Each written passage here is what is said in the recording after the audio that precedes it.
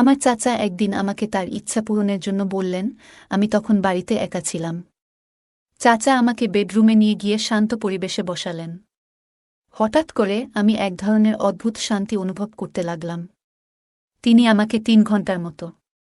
আমার নাম প্রিয়া, আমি দেখতে সুন্দরী ছিলাম, শরীরের গঠন নাই বা বললাম। আমার অলৌকিক সৌন্দর্যের জন্য সবাই আমাকে চিনত, বাইরে বের হলেই সবাই আমার দিকে চেয়ে থাকত, মনে হতো তারা আমাকে কিছু বলতে চায়। কিন্তু আমার মোহনীয় মুখের আড়ালে ছিল দুঃখে ভরা একটি হৃদয়। অনেক দিন আগে আমি আমার বাবা মাকে হারাই, তারপর আমার চাচা চাচি আমাকে তাদের বাড়িতে নিয়ে যান। কিন্তু সেই বাড়িতে আমি স্থির অনুভব করতাম না। আমার চাচা সবসময় আমার দিকে অদ্ভুত দৃষ্টিতে তাকাতেন, তার কঠিন বহিঃপ্রকাশের পেছনে যেন কোনো রহস্য লুকিয়েছিল। প্রতিদিন নতুন চ্যালেঞ্জ নিয়ে আসত, এবং আমি নিজেকে আরও বেশি অস্থির অনুভব করতাম। আমি জানতাম না কিভাবে আমার চাচার সেই দৃষ্টি এবং অনুভূতি থেকে নিজেকে মুক্ত করব। একদিন চাচি বাড়িতে না থাকায় চাচা বাইরে থেকে আসে, তিনি জানতেন না যে চাচি বাড়িতে নাই। তাই আমি অনেক ভয়ে ছিলাম, কারণ জানি না চাচা ঘরে ঢুকে আমার সাথে কি করবে। চাচার ভয়ে আমি বাড়ি থেকে বেরোতে সাহস পাইনি। দরজাটা কাঁপতে কাঁপতে খুলে দেবার আগেই বললাম, অন্যদিকে দাঁড়ান। তিনি আমাকে জিজ্ঞাসা করলেন, কেন এত সময় লাগল দরজা খুলতে? আমি কি বলব বুঝতে পারছিলাম না। আমার গল্পগুলো তোমরা শুনো, কিন্তু সাবস্ক্রাইব করো না। দয়া করে গল্পগুলো ভালো লাগলে ভিডিওটি লাইক, শেয়ার এবং চ্যানেলটি সাবস্ক্রাইব করো প্লিজ। দরজা বন্ধ করে মাথা নিচু করে তার পিছু নিলাম। চাচা যেন চাচির কথা না জিজ্ঞেস করেন।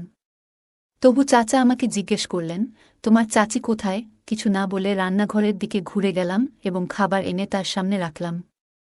তার সামনে বেশিক্ষণ থাকতে চাইনি, তাই খাবার রাখার সাথে সাথেই সরে গেলাম। কারণ আমি জানি যদি জানতে পারে চাচি বাড়িতে নাই, তাহলে হতো আজকেই সে আমার সাথে খারাপ কিছু করবে। দ্রুত নিজের রুমে গিয়ে দরজা বন্ধ করলাম এবং মনে মনে প্রার্থনা করতে লাগলাম যেন তাড়াতাড়ি খাবার শেষ করে চলে যান বা চাচি ফিরে আসেন। কিছুক্ষণের মধ্যে দরজায় ঠক ঠক শব্দ শুনে আমার মনে একটা সাহস চলে আসে। কারণ আমি দেখলাম চাচি চলে আসছে, তাকে দেখে আমি অনেক খুশি হলাম। আমার ভয় আস্তে আস্তে দূর হচ্ছিল। আমার চাচা চাচিকে তার পছন্দমতো বিয়ে করেছিলেন, এবং এরপর চাচি বাধ্য হয়ে চাচার বাড়িতে থাকতে শুরু করেন। আমি যখন 6 বছর বয়সী, তখন চাচি একজন পুরোহিতের সাথে বিয়ে করেন। আমার মামাও আমাদের ছেড়ে চলে যান এবং খালা অসুস্থ হয়ে পড়েন। পুরোহিতের সাথে বিয়ে করার উদ্দেশ্য ছিল যাতে আমি সৎ চাচার তত্ত্বাবধানে বড় হতে পারি এবং তিনি আমাকে নিজের মেয়ের মতো যত্ন করবেন। চাচিও তেমনটাই ভেবেছিলেন। আমার এই সৎ চাচা সত্যিই আমার যত্ন নিতেন এবং আমার প্রতিটি ছোট প্রয়োজন মেটাতেন। আমি আমার আসল চাচাকে হারানোর পর এই সৎ চাচাই আমার সবকিছু হয়ে ওঠেন। সময় দ্রুত কেটে যায় এবং তার প্রতি আমার ধারণা খুবই ইতিবাচক ছিল। কিন্তু যখন আমি 16 বছর বয়সী হলাম, তখন বুঝতে পারলাম চাচার আমার প্রতি ভালোবাসা ছিল, তবে তা চাচার মতো ছিল না। আমি এখন কিছুটা জ্ঞানী হয়ে উঠেছিলাম। আমাকে নিয়মিত বাইরে যেতে হতো, অনেক বন্ধু ছিল, এবং তাদের কাছ থেকে জানতে পারি যে আমার এই চাচা একজন ভালো মানুষ হলেও আমি তাকে পছন্দ করতাম না। সবকিছু মিথ্যে মনে হতো। আমি এসব কথা কখনোই চাচিকে বলিনি, তবে শুধু মামাকে বলতাম। আমার চাচা 10ম শ্রেণী পর্যন্ত পড়াশোনা করেছিলেন, তবুও আমাদের বাড়ির উঠানের এক কোণে একটি ছোট রুম ছিল যেখানে চাচা বাচ্চাদের টিউশনি দিতেন। চাচি বা আমি সেই রুম সম্পর্কে জানতাম না। ছোটবেলায় আমার চাচা আমাকে সেই রুমে পড়াতে নিয়ে যাননি, বরং একটি আলাদা ঘরে পড়াতেন। আমার মা এবং আমি তার কাজকে ভালোবাসায় পূর্ণ মনে করতাম এবং অনুভব করতাম যে তিনি আমাদের ভালো চান। যখন তিনি অন্য বাচ্চাদের পড়াতেন, আমরা দুজনেই চুপচাপ থাকতাম। কিন্তু আমি গভীরভাবে চাইতাম যে তিনি আমাকে সেই সেশনে অন্তর্ভুক্ত করুক। বড় হওয়ার পর এবং জিনিসগুলি আরও ভালোভাবে বুঝতে পারার পর বুঝতে পারলাম হয়তো শুধু একটি আকাঙ্ক্ষা ছাড়া আরও কিছু ছিল। টিউশনির সময় গোপনীয়তা। হয়তো তার কর্মের পিছনে এমন কিছু লুকিয়ে ছিল যা আমি আগে বুঝতে পারিনি। আমার কৌতূহল আর সামলাতে না পেরে একদিন সাহস করে চাচাকে জিজ্ঞাসা করলাম কেন তিনি আমাকে অন্য বাচ্চাদের সাথে পড়তে দেননি। তারপর আমি সেই রুমের দিকে এগিয়ে গেলাম যেখানে সব বাচ্চারা ছিল, তারা ছুটির জন্য প্রস্তুতি নিচ্ছিল। তবে সবকিছুর মধ্যে আমি লক্ষ্য করলাম একটি 10 বছর বয়সী মেয়ে কান্নায় ভেঙে পড়েছে। চাচা তাকে জোর করে থামাচ্ছেন এবং বাড়ি না যাওয়ার জন্য বলছেন। মেয়েটি বাড়ি যেতে চেয়েছিল, কিন্তু চাচার আচরণ ছিল বেশ কৌতূহলজনক এবং অস্বাভাবিক। আমি দূর থেকে চুপচাপ দাঁড়িয়ে সব দেখছিলাম। কিছুতেই বোঝা যাচ্ছিল না কেন এই পরিস্থিতি ঘটছে। চাচা অবশেষে মেয়েটিকে ধরে অন্য ঘরে নিয়ে গেলেন।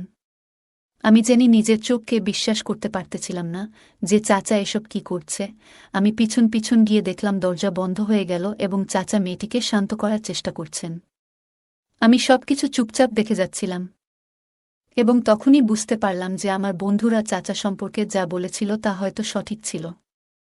আমার মনে চাচার প্রতি ঘৃণার বীজ জন্ম নিতে শুরু করেছিল, কিন্তু আমি তা প্রকাশ করতে পারছিলাম না। অন্য সবার কাছে তিনি ছিলেন একজন দেবতা, বিশেষ করে আমার চাচির কাছে তিনি শুধু স্বামীই ছিলেন না, আরও অনেক কিছু। আমার মধ্যে থাকা আবেগগুলো খুবই বিভ্রান্তিকর হয়ে উঠেছিল। যিনি আমাকে বল করেছেন তার সম্পর্কে এই দ্বিধা আমাকে ছিঁড়ে ফেলছিল। আমি অনুভব করছিলাম যে এই মুহূর্তটি আমাদের জীবনের একটি গুরুত্বপূর্ণ পরিবর্তন নিয়ে আসবে। এমন একটি মুহূর্ত যেখানে গোপন সত্য প্রকাশ পাবে এবং সম্পর্ক ভেঙে যাবে। এখন থেকে আমি চাচাকে গোপনে নজর রাখতে শুরু করব। এটা ঠিক যে এখন প্রতি 2-3 দিন পরপর চাচা কোনো না কোনো বাচ্চাকে থামানোর চেষ্টা করতেন। কিন্তু লক্ষণীয় বিষয় হল তিনি সবসময় মেয়েদেরই থামাতেন, ছেলেদের নয়। সেই কাঁদতে থাকা মেয়েটি আমার সন্দেহের সত্যতা প্রমাণ করেছিল, কিন্তু চাচা যা বলেছিলেন তা কেউ বিশ্বাস করতে প্রস্তুত ছিল না। তিনি বলতেন সবকিছু বিশ্বাস করা উচিত নয়, বিশেষ করে যা শোনা যায়। যদি কিছু ভুল হয় তাহলে তোমার সাথে এমন কিছু হতে পারে। তিনি জানতেন যে তিনি আমার আসল চাচা নন, তবুও তিনি কতটা ভালোবাসেন তা দেখে অনুমান করতে পারতাম যে তিনি ভুল হতে পারেন। কিন্তু সেই দৃশ্য আমার সামনে ছিল, তাই আমি কখনো কখনো সঠিক এবং ভুলের মধ্যে দোলাচল করতাম। আমি ভাবতাম তিনি আমার চাচা নন, আবার মাঝে মাঝে ভাবতাম যে চাচি তার সম্পর্কে যা বলছে তা সঠিক। এভাবে সময় কেটে যাচ্ছিল এবং চাচার প্রতি আমার ঘৃণা বাড়ছিল। এখন আমার বয়স 19 বছর এবং চাচি আমাকে তার স্কার্ফ পরে স্কুলে পাঠাতেন। কারণ আমি অনেক সুন্দর ছিলাম তাই তিনি এমনটা করতেন। আমি ধার্মিক পরিবারের সদস্য ছিলাম এবং চাচিও ধার্মিক ছিলেন। কিন্তু চাচার প্রতি আমার কষ্ট বাড়তে লাগল। আমি যত বড় হচ্ছিলাম তার দৃষ্টি আমার দিকে ততই গভীর হতে লাগল। এখন তিনি আমার দিকে অশ্লীল দৃষ্টিতে তাকাতে লাগলেন। আমি ঘরে গিয়েও বড় স্কার্ফ পরতে শুরু করলাম এবং তার সামনে যাওয়া এড়াতে লাগলাম। তার সাথে খুব কমই কথা হতো। আমার পরিবার ছিল ধর্মীয়। আমার মামা মন্দিরের পুরোহিত ছিলেন এবং চাচি খুব ধার্মিক। তাদের অপ্রীতিকর দৃষ্টি এড়াতে আমি মরিয়া হয়ে উঠেছিলাম। ঘর থেকে বের হওয়ার সাথে সাথে বড় স্কার্ফ দিয়ে নিজেকে ঢেকে ফেলতাম, কৌতূহলী চোখ থেকে নিজেকে রক্ষা করার জন্য। কিন্তু এমনকি বাড়ির 4 দেয়ালের মধ্যেও আমি চাচার শ্বাসরুদ্ধকর উপস্থিতি থেকে বাঁচতে পারতাম না। যেখানেই যেতাম তার অপছন্দনীয় দৃষ্টি আমাকে তাড়িয়ে বেড়াত পেছন পেছন। তার প্রতিটি পদক্ষেপের ছায়া হয়ে তার সাথে সংঘর্ষ এড়াতে দৃঢ়প্রতিজ্ঞ ছিলাম। নিজেকে সবার থেকে গুটিয়ে রাখতাম যতক্ষণ না আমার উপস্থিতি প্রায় অদৃশ্য হয়ে যেত। যত কম সম্ভব কথা বলতাম। চাচি সবসময় আমাকে চাচার ভালোবাসা ও যত্নের বিষয়ে আশ্বস্ত করতেন। তিনি আমাকে আদর করে শিক্ষা দিতেন। কিন্তু এখন তিনি চুপ থাকতে শুরু করলেন। হয়তো তিনি বুঝতে পেরেছিলেন যে আমার চাচা সম্পর্কে আমি যা বলেছি তা সত্যি ছিল। যদিও তিনি আমার চাচা ছিলেন, যখন একজন ভাতিজি তার চাচার সাথে নিরাপদ বোধ করে না, তখন সেই সম্পর্কটা আর স্বাভাবিক থাকে না। আমি সবসময় অনুভব করতাম যে চাচা আমাকে তার ভাতিজি হিসেবে দেখেন না। তিনি আমার যত্ন নিতেন না এবং আমার ইচ্ছাগুলি পূরণ করতেন না। এখন চাচাকে আমার দেখাশোনা করতে হতো, যার কারণে তিনি কোথাও যেতে হলে আমাকে সাথে নিয়ে যেতেন। তিনি অপেক্ষা করতেন এমন সময়ের জন্য যখন চাচা বাড়িতে থাকতেন না, অথবা আমাকেও সাথে নিয়ে যেতেন, কারণ এলাকার মানুষের ভয়ে আমাকে একা রেখে যেতে পারতেন না। সবাই বলত আমি ভাগ্যবান যে আমার চাচা একজন দেবতার মতো, যিনি আমাকে একজন সত্যিকারের চাচার চেয়েও বেশি ভালোবাসেন। কিন্তু কেউ জানত না আমি ঘরে কি অসুবিধায় ছিলাম। আমি এমনকি রাতে রুমের ভেতর থেকে তালা দিয়ে ঘুমাতাম। দরজায় হালকা টোকা দিলেও আমার ঘুম ভেঙে যেত এবং মাঝে মাঝে ভয়ে আমার গায়ের লোম খাড়া হয়ে যেত। মাঝরাতে পানির প্রয়োজন হলেও ঘর থেকে বের হতাম না। এমন জীবন যাপন করেও যখন মানুষ বলত আমি ভাগ্যবান, তখন আমি কষ্টের মধ্যেই থাকতাম। আমার মন চাচার মুখে ঘুষি মারতে চেয়েছিল, কিন্তু আমি কিছু করতে পারিনি, তাই সবসময় চুপ থাকতাম। এখন মনে হচ্ছে চাচিও তার সিদ্ধান্ত নিয়ে অনুশোচনা করছেন। কারণ আমি দেখলাম দিন দিন তিনি আরও চুপচাপ হয়ে যাচ্ছেন এবং প্রায় লুকিয়ে কাঁদতেন। হয়তো তিনি বুঝতে পেরেছিলেন যে তিনি ভুল সিদ্ধান্ত নিয়েছেন, কিন্তু এখন সেই সিদ্ধান্ত মেনে নেওয়া ছাড়া আর কোনো উপায় নেই। একদিন আমি গ্রামের মোড় দিয়ে যাচ্ছিলাম এবং একটি মহিলাকে দেখতে পেলাম। মহিলাটি আমার চাচির কাছে এসে নিচু স্বরে বলছিলেন যে তিনি আর তার মেয়েকে চাচার বাড়িতে পাঠাতে চান না। তিনি বললেন তার মেয়ের সঙ্গে চাচার আচরণে কিছু সমস্যা হয়েছে এবং তিনি তার মেয়ের নিরাপত্তা নিয়ে চিন্তিত। চাচি তাকে বোঝানোর চেষ্টা করলেন যে হয়তো এটি ভুল বোঝাবুঝি হতে পারে, কিন্তু মহিলাটি অনড় ছিলেন যে মেয়ের নিরাপত্তা সবচেয়ে গুরুত্বপূর্ণ। এই উদ্বেগ ও অনিশ্চয়তার মাঝে চাচি একটি সিদ্ধান্ত নিলেন যে তিনি নিজেই প্রিয়ার চাচার সাথে কথা বলবেন এবং নিশ্চিত করবেন যে এমন কোনো ঘটনা আর না ঘটে। রাতে চাচি দৃঢ়তার সাথে বাড়ির দিকে হাঁটতে লাগলেন। বাড়িতে পৌঁছানোর সাথে সাথে তিনি চাচার সাথে কথা বলতে শুরু করলেন। আমি লুকিয়ে সব দেখছিলাম, কিন্তু চাচা হঠাৎ রেগে গিয়ে চাচির উপর হাত তুললেন। আমি সামনে এসে চাচিকে বাঁচানোর চেষ্টা করলাম, কিন্তু পারিনি। মহিলারা এরপর আমার চাচার সম্পর্কে কথা বলতে লাগলেন।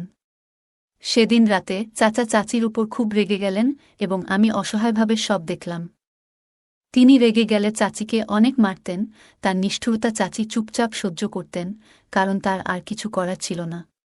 কিন্তু আজ পর্যন্ত চাচা আমাকে কিছু বলেননি এবং আশা করি তিনি আর কখনো আমাকে আক্রমণ করবেন না। যদিও তিনি অন্য মেয়েদের মতো আমাকে কষ্ট দিতে পারতেন, আমি তাকে সবার সামনে চাচা হিসেবে উপস্থাপন করতে বাধ্য হয়েছি। অনেকেই জানত না যে তিনি আমার আসল চাচা নন। আজ চাচি ঘরের ভেতরে বসেছিলেন, কারণ তাকে কিছু কাজের জন্য বাইরে যেতে হয়েছিল। সেই সময় চাচা বাড়িতে ছিলেন এবং রাতের খাবারের জন্য আসতে হয়েছিল। কিছুক্ষণ পর দরজায় ধাক্কার শব্দ শুনে আমি দরজা খুলতে গেলাম। দরজায় শুধু আমার চাচা দাঁড়িয়েছিলেন এবং যা শুনেছিলাম সবকিছুই সত্যি বলে মনে হচ্ছিল। এত বছরের ভয় আমার মনে ছিল। এরপর যখন জ্ঞান ফিরে পেলাম, চাচি আমার পাশে বসেছিলেন, কিন্তু আমি তাকে প্রশ্ন করতে পারিনি। আমার মাথা ব্যথা এতটাই তীব্র ছিল যে মনে হচ্ছিল এটি আমার প্রাণ কেড়ে নেবে। আমি চাচির দিকে তাকিয়ে দেখলাম তিনি খুব চিন্তিত। কিন্তু চাচা এসব পাত্তা দিতেন না, তিনি তার প্রতিদিনের কাজে ব্যস্ত থাকতেন। তিনি মনে করতেন কিছুই ঘটেনি। লোকদের দেখানোর জন্য মাঝে মাঝে আমাকে ডাক্তারের কাছে নিয়ে যেতেন। এলাকায় অনেকেই আমার সুস্থতার খোঁজ নিতে আসত এবং চাচিকে প্রশ্ন করত। কিন্তু চাচি কি উত্তর দিতেন? চাচি উদ্বিগ্ন হয়ে অদ্ভুত প্রশ্নের সম্মুখীন হতেন, আর আমি অসহায়ভাবে সব সহ্য করতাম।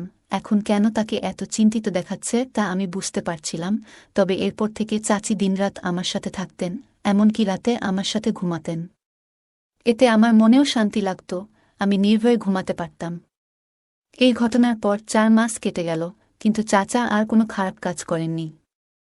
তাই আমার এবং চাচির কষ্ট কিছুটা কমে গিয়েছিল। এভাবে চলতে থাকে। একদিন চাচা যথারীতি মন্দিরে গিয়েছিলেন, কিন্তু পরের দিন যখন তিনি মন্দিরে গেলেন, তিনি আর ফিরে এলেন না। লোকজন আমাদের বাড়িতে এসে খোঁজ নিতে শুরু করল, কিন্তু আমরা নিজেরাও কিছু জানতাম না। খবরটি দ্রুত পুরো এলাকায় ছড়িয়ে পড়ল। সেখানকার সবাই নিজ নিজ উপায়ে চাচাকে খুঁজতে লাগল, কিন্তু কেউ তাকে খুঁজে পেল না। এটি আমাদের জন্য রহস্যময় হয়ে উঠল, কারণ চাচা না জানিয়ে কোথাও যেতেন না। তার কোনো পরিবার ছিল না, কোনো ভাই বোনও ছিল না। তাহলে তিনি কোথায় গেলেন? তার কোনো শত্রুও ছিল না যে তাকে কোনো ক্ষতি করতে পারে। তার নিখোঁজ হওয়া মর্মান্তিক হলেও আমার এবং চাচির জন্য এটি কিছুটা স্বস্তির ছিল, কারণ আমরা তার উপস্থিতিতে সবসময় অনিরাপদ বোধ করতাম। বিশ্বকে দেখানোর জন্য আমরাও তার নিখোঁজ হওয়ার জন্য উদ্বিগ্ন ছিলাম। গ্রামের লোকজন চাচিকে অনুরোধ করল থানায় একটি নিখোঁজ রিপোর্ট দায়ের করতে, কিন্তু চাচি খুবই ভেঙে পড়েছিলেন।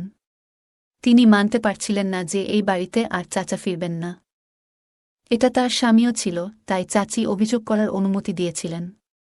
এরপর পুরো গ্রাম আমাদের খুব যত্ন নিতে শুরু করে। আর এই সমস্ত কিছু ঘটেছিল সেই একই ব্যক্তির কারণে। আমার চাচা জানতে পেরে আমি আর আমার চাচি এলাকার কিছু দায়িত্বশীল ব্যক্তিদের নিয়ে থানায় পৌঁছলাম। কিন্তু সেখানে আমার চাচাকে দেখে সবাই অবাক হয়ে গেল।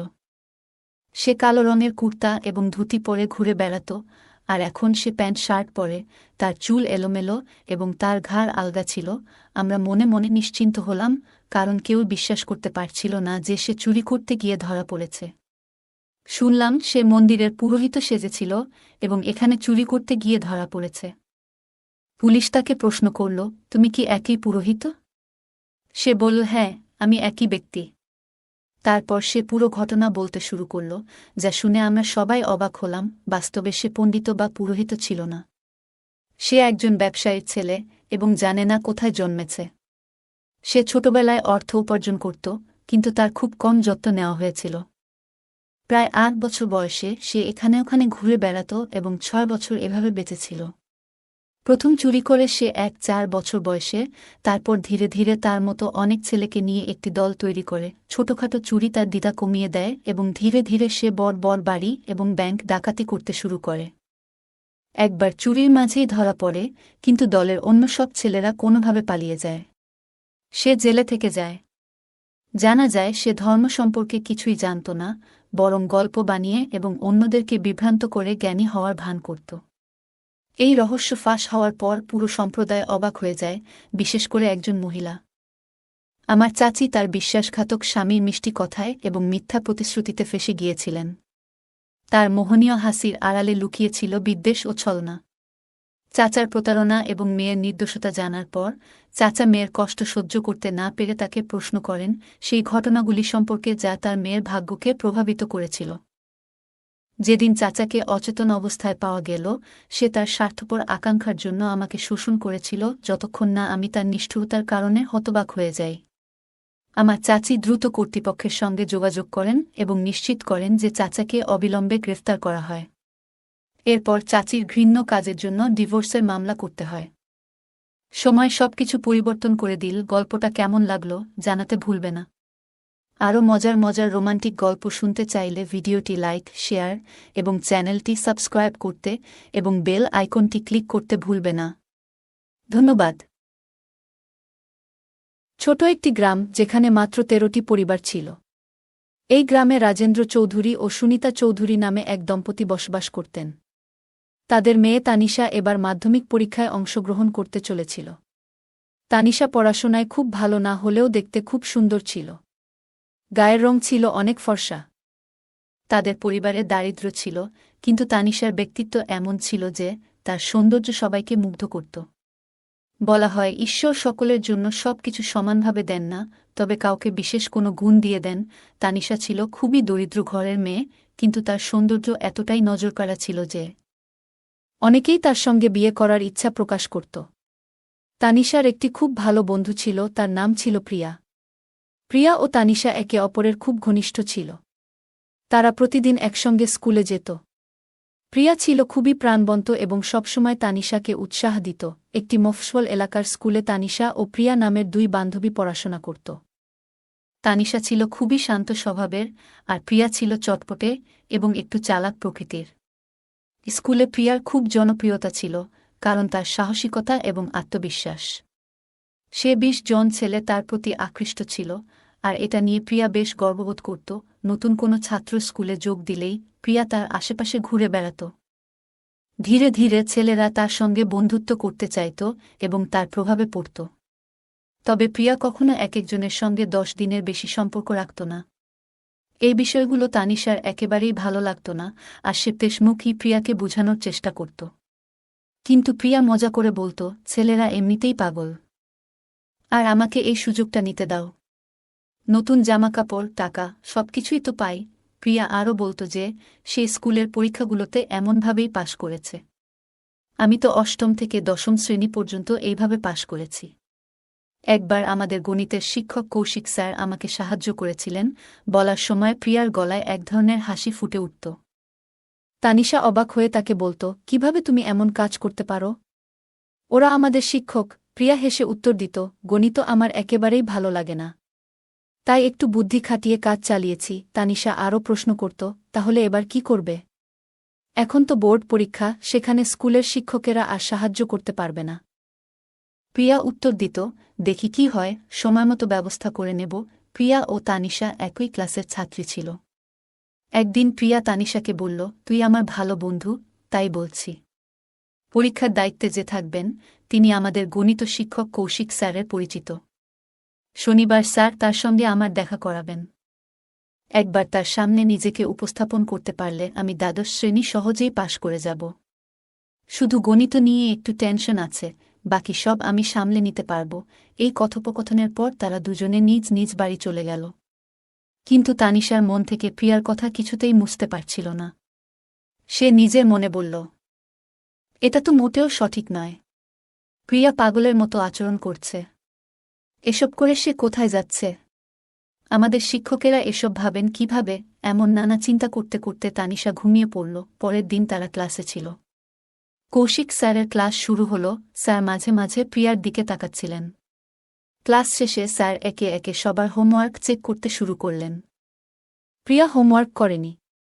যখন সে স্যারের কাছে গেল, তখন স্যার হোমওয়ার্ক চেক করার ভান করে তার খাতায় একটি চিঠি রেখে দিলেন। স্কুল শেষে প্রিয়া চিঠিটি তানিশাকে দেখিয়ে বলল, দেখ, পরীক্ষায় পাস করার রাস্তা পেয়েছি। কাল কৌশিক স্যার আমাকে তার বাড়িতে ডেকেছেন। পরীক্ষার ইনচার্জও সেখানে আসবেন। একবার তার সঙ্গে দেখা করতে পারলেই আমার গণিত নিয়ে আর কোনো টেনশন থাকবে না। তানিশা অবাক হয়ে বলল, প্রিয়া, এসব কেন করছিস? একটু চেষ্টা করে নিজে পড়াশোনা করলেই তো পাশ করতে পারিস। তানিশা তাকে বোঝানোর অনেক চেষ্টা করল, কিন্তু প্রিয়ার ওপর কোনো প্রভাব পড়ল না। উল্টো প্রিয়া বলল, সব ঠিক হয়ে যাবে, দেখিস। কাল তুই আমার সঙ্গে চল। তানিশা কড়া সুরে বলল, আমি আর তোর সঙ্গে যাব না। তুই যা করার কর, আমাকে এসবের মধ্যে টানবি না। প্রিয়া কিছুক্ষণ চুপ করে থেকে বলল, ঠিক আছে, স্যারের বাড়ির কাছেই একটা মাঠ আছে। তুই সেখানে থাকিস। প্রয়োজন হলে আমি তোর কাছে চলে আসব। তানিশা অনিচ্ছা সত্ত্বেও রাজি হয়ে গেল। এরপর তারা দুজনে নিজেদের বাড়ি ফিরে গেল। শনিবার দুপুরের দিকে প্রিয়া বাড়ি থেকে বেরিয়ে পড়ল। সে তানিশাকে বলেছিল, আমি গণিতের সমস্যার সমাধান করতে যাচ্ছি। তুই আমার জন্য প্রার্থনা কর। তানিশাকে সঙ্গে নিয়ে প্রিয়া বের হল এবং কৌশিক স্যারের বাড়ির পথে চলল। পথে একটি খালি জমির কাছে পৌঁছে প্রিয়া ব্যাগ থেকে মেকআপের সামগ্রী বের করে সাজগোজ করল। এরপর তানিশাকে সেখানে অপেক্ষা করতে বলে স্যারের বাড়ির দিকে রওনা দিল।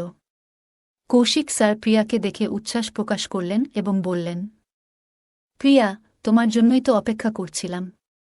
পরিচিত হও, ইনি অয়ন স্যার। তিনি আমাদের স্কুলের বোর্ড পরীক্ষার চেকার। তোমার গণিতের সমস্যার সমাধান তিনিই করবেন। কৌশিক স্যার হেসে বললেন, প্রিয়া আমাদের সবচেয়ে মেধাবী মেয়ে, তবে গণিতে একটু দুর্বল। অয়ন স্যার, এর জন্য যা যা প্রয়োজন আপনি সব করবেন, তাই না? প্রিয়া লজ্জায় মাথা নাড়ল। অয়ন স্যার তাকে বলেন, দেখো, আজ যা কিছু হবে তা এখানেই শেষ হবে। বাইরের কেউ যেন কিছু না জানে। প্রিয়া বুঝতে পারল যে এখানে তাকে নিজের যোগ্যতা প্রমাণ করার জন্য কিছুটা আপস করতে হবে। কিছুক্ষণ পর স্যারের কথামতো কাজ শেষ হল।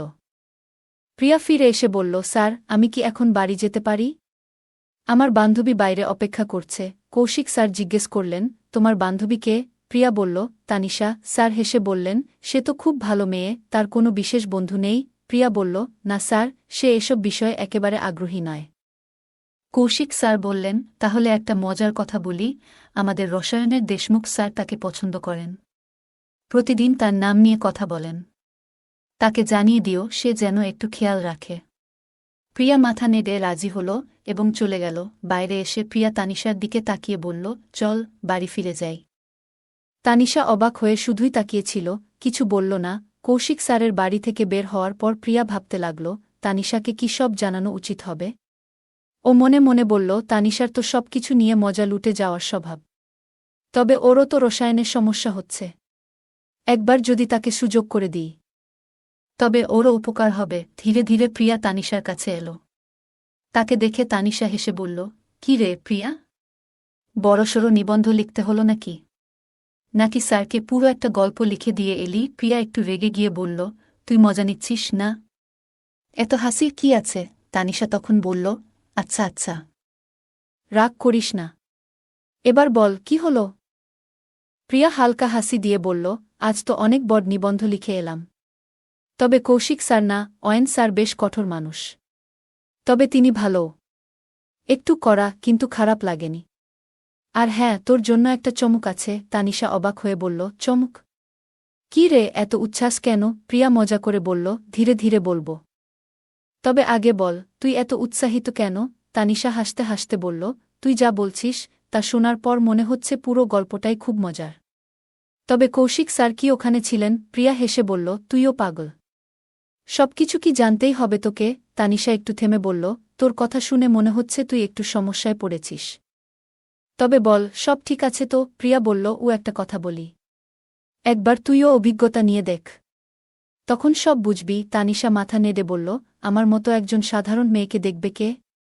তুই যা বলছিস তাতে আমার তো কিছু হবে না। প্রিয়া মুচকি হেসে বলল, তুই সাধারণ হতে পারিস, কিন্তু তাদের চোখে তা নয়। এসব মানুষ আসলে মজা নেয়। তানিশা একটু রেগে বলল, আচ্ছা চুপ কর, আজ তোর অনেক কথা শুনলাম। তুই এখনও স্বপ্নে আছিস? প্রিয়া হেসে বলল, হ্যাঁ রে, স্বপ্নেই আছি। তবে অয়ন স্যার আমাকে অনেক কাজ দিয়েছেন, কৌশিক স্যারের থেকেও বেশি। তানিশা বলল, তাহলে তো এবার তুই 12 শ্রেণী পার করেই যাবি। তানিশা একটু চিন্তিত মুখে বলল, প্রিয়া, তুই বলছিস তুই সহজে পাশ করে যাবি, কিন্তু কিভাবে করলি এটা? আমি তো খুব চিন্তায় আছি। প্রিয়া হাসতে হাসতে বলল, তুই এত চিন্তা করছিস কেন? আমি তো বললাম আমার একটা উপায় আছে। তানিশা অবাক হয়ে বলল, কি উপায়? বলো, আমি রসায়নে পাশ করতে পারবো কি না সেটাই বড় চিন্তা। প্রিয়া একটু মুচকি হেসে বলল, কৌশিক স্যার বলছিলেন যে আমাদের রসায়নের দেশমুখ স্যার তোকে নিয়ে কথা বলছিলেন। তানিশা চমকে উঠে বলল, কি? কৌশিক স্যার এমন বলছেন? কেন? প্রিয়া হেসে উত্তর দিল, হ্যাঁ, স্যার নিজেই বললেন। দেশমুখ স্যার নাকি তোর পড়াশোনার দিক থেকে বেশ আগ্রহী। তানিশা চিন্তিত মুখে বলল, আমারও মনে হচ্ছিল দেশমুখ স্যার আমাকে লক্ষ্য করছে। কয়েকবার তো আমাকে আলাদা করে কথা বলার চেষ্টা করেছে। প্রিয়া মজা করে বলল, তাহলে যা, তার সঙ্গে কথা বল। আর একবার যদি তিনি সাহায্য করেন তাহলে তুইও পাশ করে যাবি। তানিশা একটু বিরক্ত হয়ে বলল, কিন্তু ৪৫ বছরের একটা মানুষকে কিভাবে বিশ্বাস করব? এটা কি ঠিক হবে? প্রিয়া সহজভাবে বলল, দেখ, অভিজ্ঞ লোকেরা এমনটাই করে। তবে তুই নিজেই সিদ্ধান্ত নে। তানিশা বলল, কিন্তু এসব ঠিক বলে মনে হচ্ছে না। প্রিয়া মাথা নেড়ে বলল, দেখ তানিশা, তুই যদি পাশ করতে না পারিস তাহলে কি আবার মাধ্যমিক শ্রেণীতে বসতে চাইবি? বাড়িতে কত চাপ পড়বে সেটা ভেবে দেখো। তানিশা বলল, ঠিক বলেছিস, বাড়ির লোকেরা এত কষ্ট করে পড়াচ্ছে, যদি পাশ না করতে পারি খুব সমস্যা হবে। প্রিয়া হেসে বলল, তাহলে এবার সিদ্ধান্ত নিয়ে ফেলো। তানিশা একটু ভেবে বলল, ঠিক আছে, তবে আমার চিন্তা একটাই, যদি উনি পরে অন্য কাউকে এসব বলেন। প্রিয়া হেসে বলল, আরে, দেশমুখ স্যার নিজে দুধে ধোয়া তুলসী পাতা নয়। ফিজিক্সের শিবানী ম্যাডামের সঙ্গে কতবার ল্যাবে দেখা গেছে তাকে। তুই ভাবিস না আমি জানি কিভাবে এসব সামলাতে হয়। তানিশা বলল, কি বলছিস প্রিয়া? এ কেমন স্কুল? আমার তো মাথা খারাপ হয়ে যাচ্ছে। প্রিয়া মজা করে বলল, দেখ, এইসব চিন্তা ছেড়ে দে, মাথা ঠান্ডা রাখো, সব সমস্যাকে মিক্সারে দিয়ে গুড়িয়ে ফেলো, তারপর দেখ কত আরাম পাবি। তানিশা চিন্তিত মুখে বলল, আমি একটু ভাবব। এটা সহজ সিদ্ধান্ত নয়। রাজারানী হয়ে থাকার স্বপ্ন ত্যাগ করে এমন কিছু করাটা সহজ নয়। প্রিয়া মুচকি হেসে বলল, দেখো, তুই যা খুশি করো, তবে মনে রাখিস পাশ করাটা জরুরি, আর জীবন চলার জন্য এইটুকু ত্যাগ করতেই হবে। প্রিয়া বলল, দেখ তানিশা, আমি তো তোকে বলেই দিলাম, এখন এটা তোর সিদ্ধান্ত, তুই কি করবে সেটা নিজেই ভেবে নে। তবে কৌশিক স্যারকে জানাতে হলে আগে থেকে বলে দিস। তানিশা বলল, ঠিক আছে প্রিয়া, এবার চলো, অনেক দেরি হয়ে গেছে। প্রিয়া ক্লান্ত মুখে বলল, ঠিক বলেছিস, আমিও একটু বিশ্রাম নিতে চাই, পা দুটো এত ব্যথা করছে। এরপর দুজনে নিজেদের বাড়ির দিকে হাঁটা দিল। তানিশা বাড়ি ফিরেও প্রিয়ার কথাগুলো মনে মনে ভাবতে লাগল। নিজের ঘরের আয়নার সামনে দাঁড়িয়ে নিজের প্রতিচ্ছবি দেখে সে ভাবল, আমি কি সত্যিই এতটা বিশেষ? দেশমুখ স্যার যদি সত্যিই আমার প্রতি আগ্রহী হন, তাহলে কেন? প্রিয়ার কথাগুলো কি সত্যি হতে পারে? তার মনে অসংখ্য প্রশ্ন জেগে উঠল। পুরুষেরা কেন এমন করে? কেন তারা এত পাগল হয়ে যায়? এমন সময় তার মায়ের ডাকে তার চিন্তার ভাঙন ঘটল। তানিশা, এত রাতে কি করছিস? এখনো ঘুমাসনি? তার বাবা পাশ থেকে বললেন, তুমি কেন এত কথা বলছ? মেয়েটা হয়তো ঘুমিয়েই পড়েছে, আমি একবার দেখে আসি।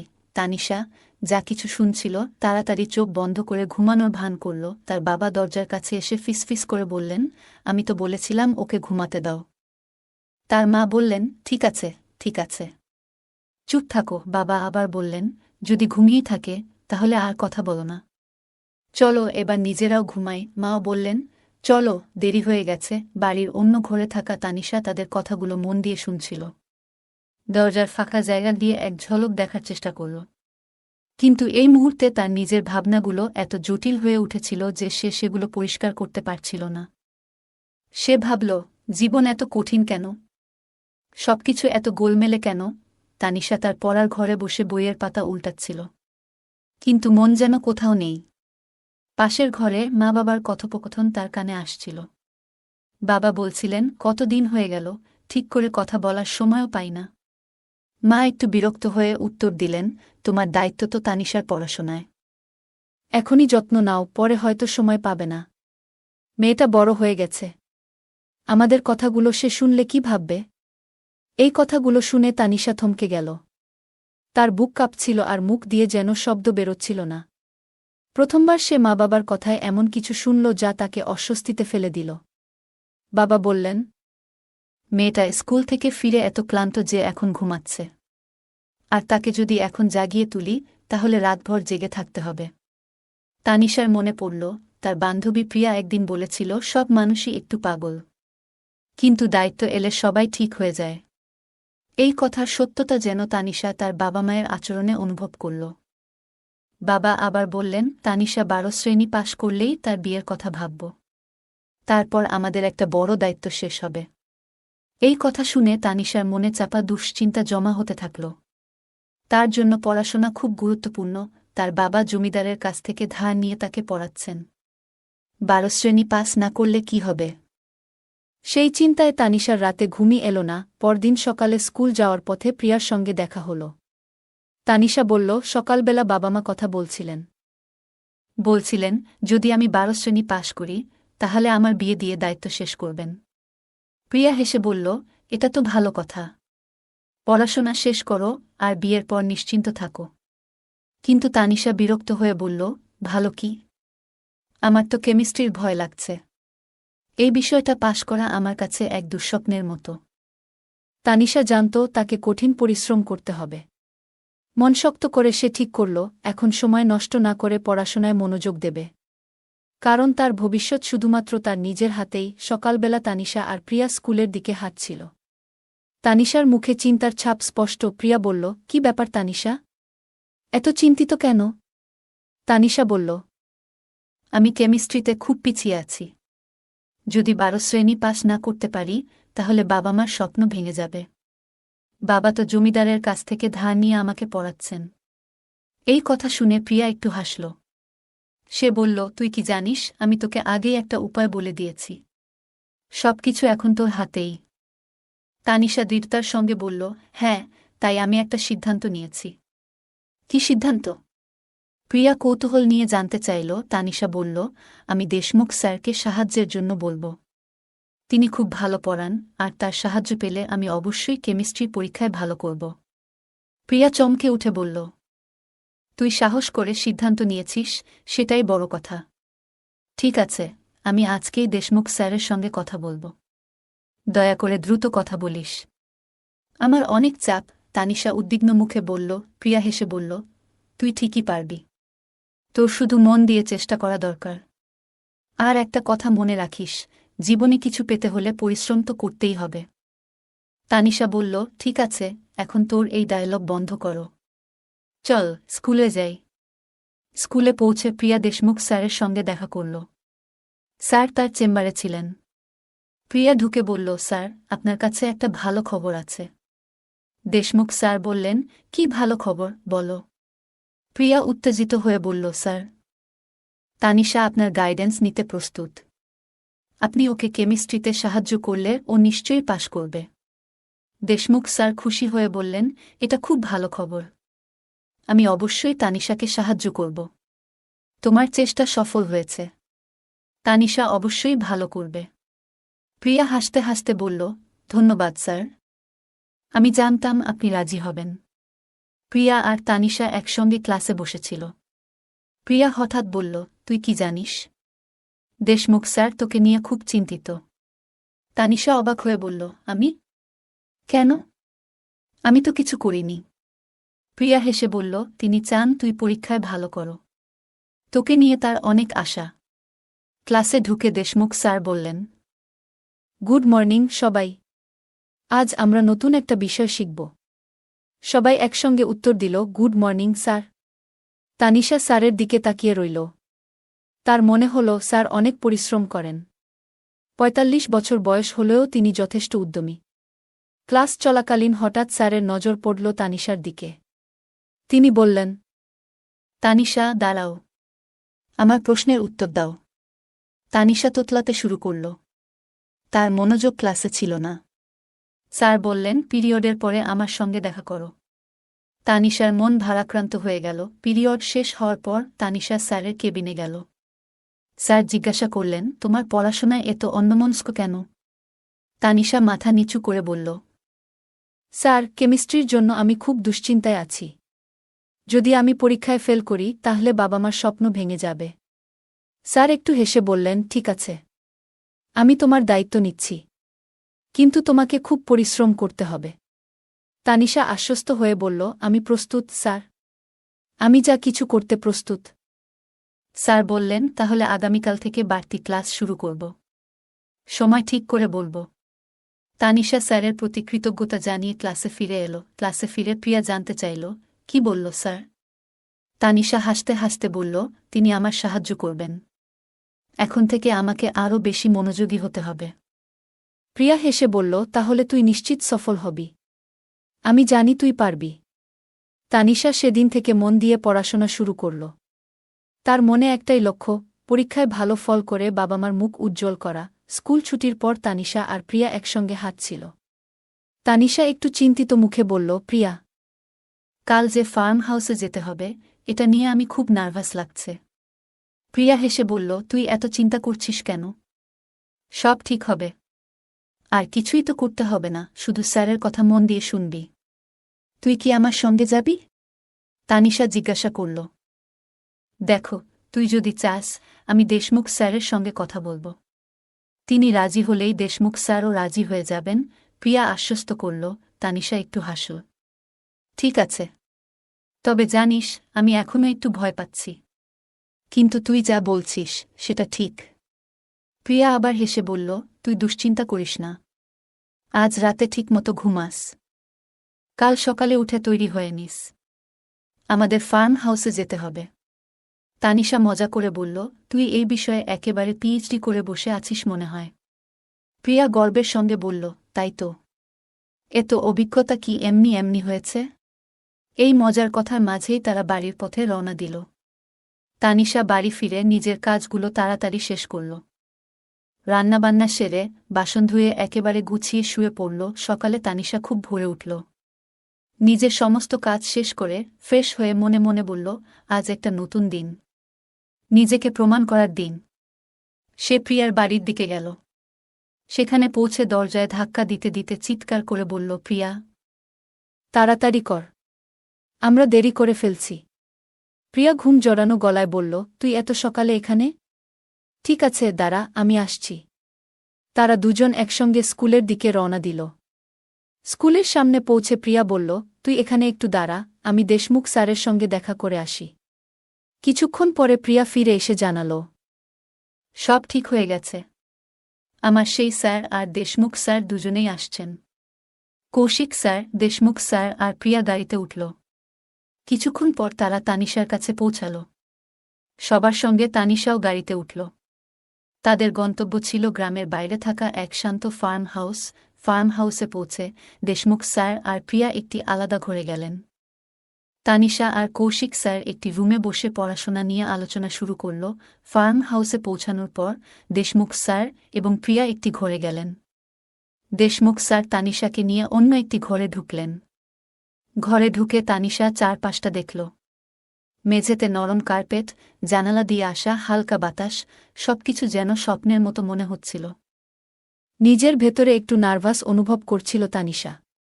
ভাবছিল, পরীক্ষায় পাস করার জন্য আমি যে সিদ্ধান্ত নিয়েছি তা কি সঠিক? আমি কি ঠিক পথে আছি? এমন সময় দেশমুখ স্যার জিজ্ঞাসা করলেন, তানিশা, তুমি কি একটু ভয় পাচ্ছ?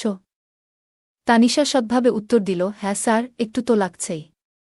দেশমুখ স্যার হেসে বললেন, দেখো, ভয়ের কিছু নেই। আমি তোমাকে সাহায্য করার জন্যই এখানে এসেছি।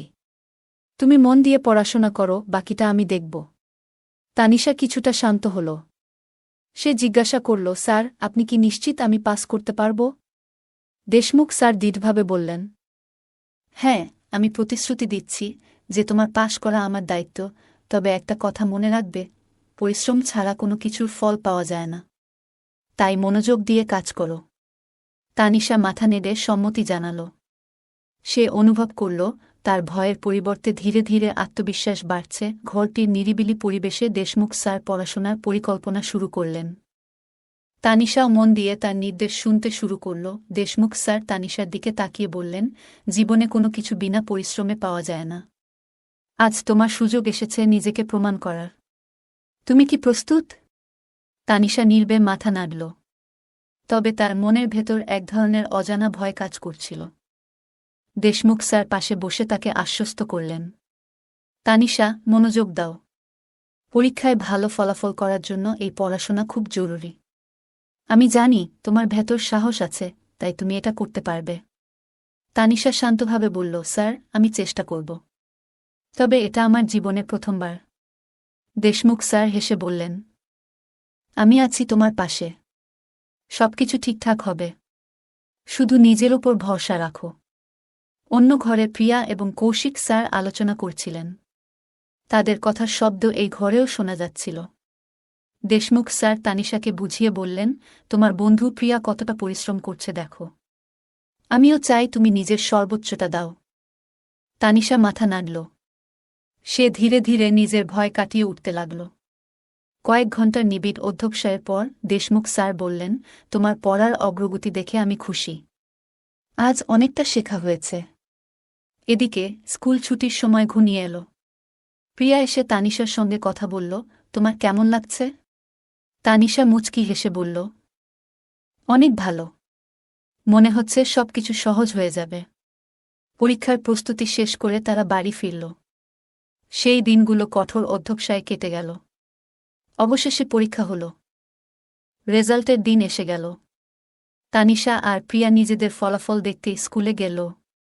প্রিয়া খুশিতে চিৎকার করে উঠল, তানিশা, তোমার কেমিস্ট্রিতে এত ভালো নম্বর! তুমি তো দ্বিতীয় স্থান অর্জন করেছ স্কুলে। তানিশার চোখ ভরে গেল আনন্দে। সে বলল, শেষমেশ আমার পরিশ্রম ফল দিয়েছে।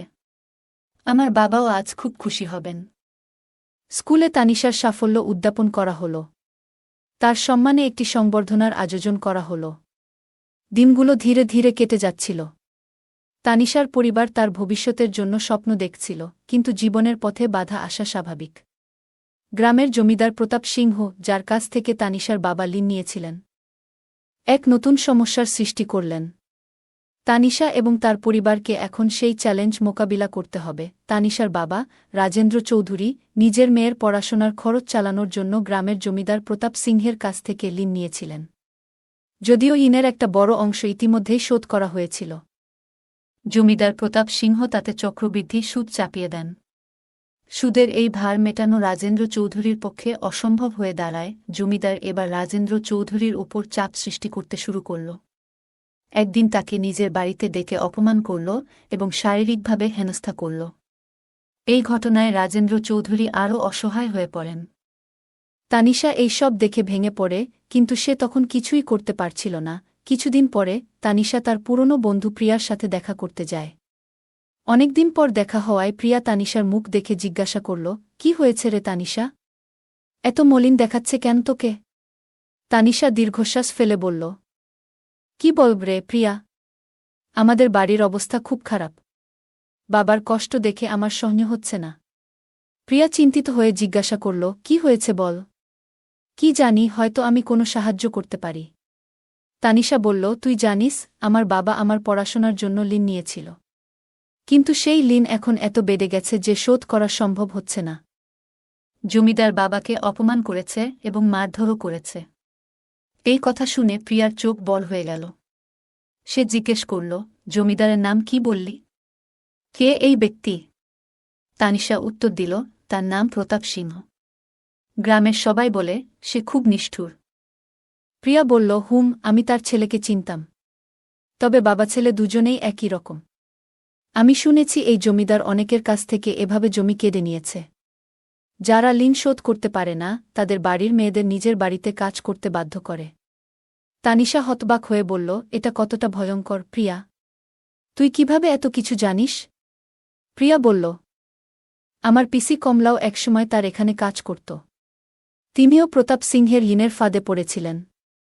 একবার বাগান করার জন্য পিসি তার কাছ থেকে টাকা ধার নিয়েছিলেন আর তারপর এই দুর্বিপাকে পড়েন। তানিশা বলল, তোর পিসি এত সৎ আর সরল, উনি কিভাবে ফাঁসলেন? প্রিয়া বলল, পিসির এক বন্ধু ছিল, প্রিয়াঙ্কা। সেই তাকে ভুল পথে চালিত করেছিল। পরে সবাই তাকে একা ফেলে পালিয়ে যায়। পিসি বহু কষ্ট করে সেই অবস্থার থেকে বেরিয়ে আসেন। এই কথা শুনে তানিশা বলল, পুরুষদের এই সমাজ আমাদের এত সমস্যায় ফেলে দেয়। প্রিয়া, কি ভয়ঙ্কর অবস্থা আমাদের।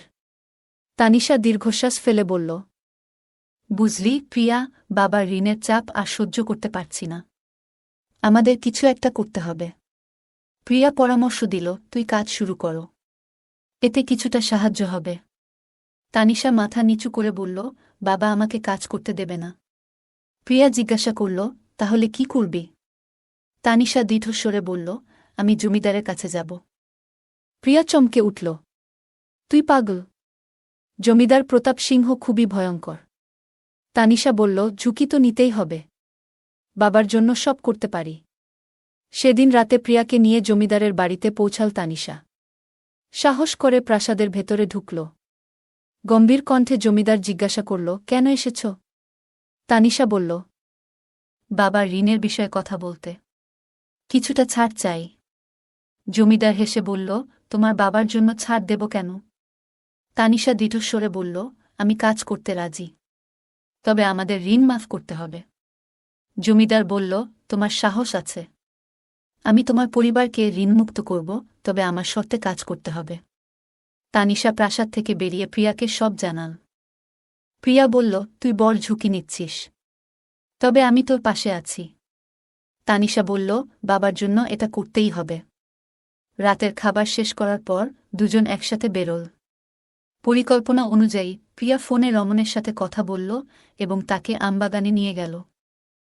এর মধ্যে তানিশা জমিদারের বাড়ির পেছনের দরজা দিয়ে ভেতরে ঢুকে পড়ল।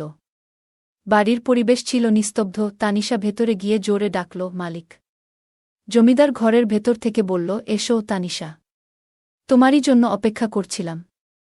তানিশা ঘরে ঢুকে বলল, মালিক, আমি আমার বাবার ঋণের বিষয়ে কথা বলতে এসেছি।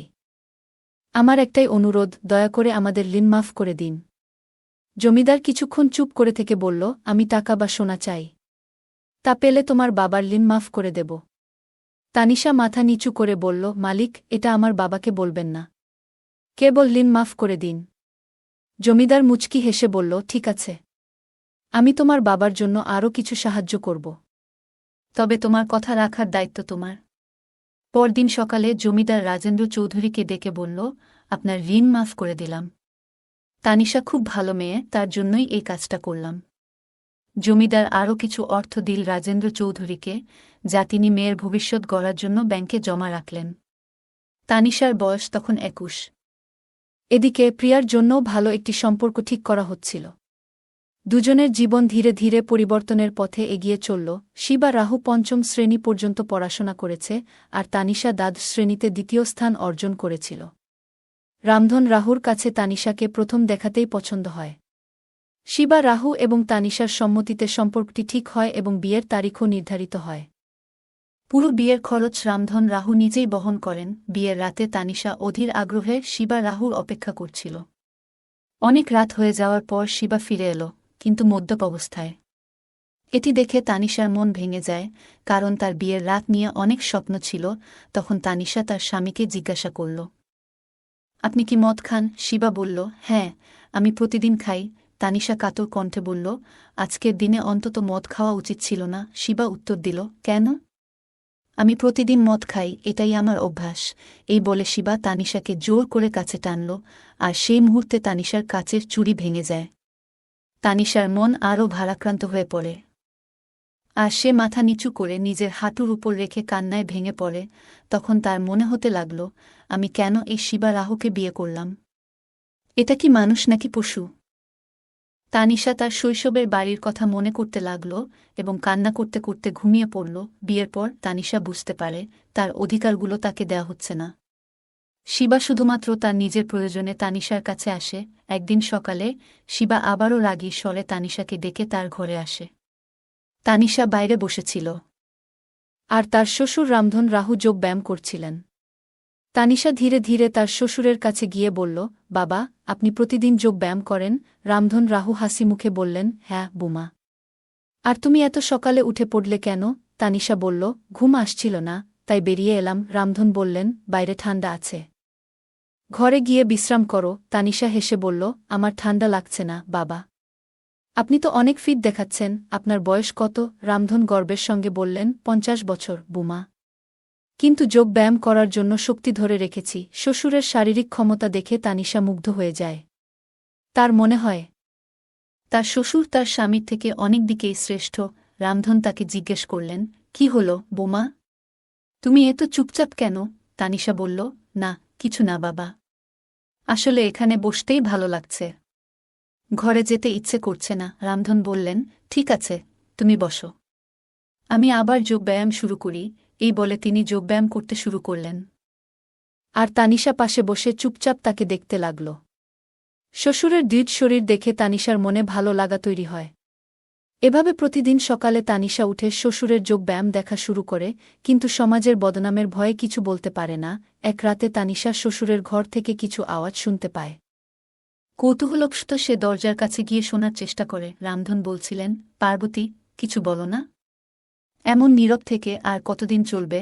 পার্বতী ক্লান্ত স্বরে বললেন, চুপ করে ঘুমাও, সময় নেই এসবের জন্য। রামধন হতাশ হয়ে বললেন, তোমার এই উপবাস আর নির্লিপ্ততায় আমার দম বন্ধ হয়ে যাচ্ছে। পার্বতী রাগান্বিত গলায় বললেন, চুপ থাকো, ঘুমাও। রামধন কোনো কথা না বলে শান্ত হয়ে গেলেন।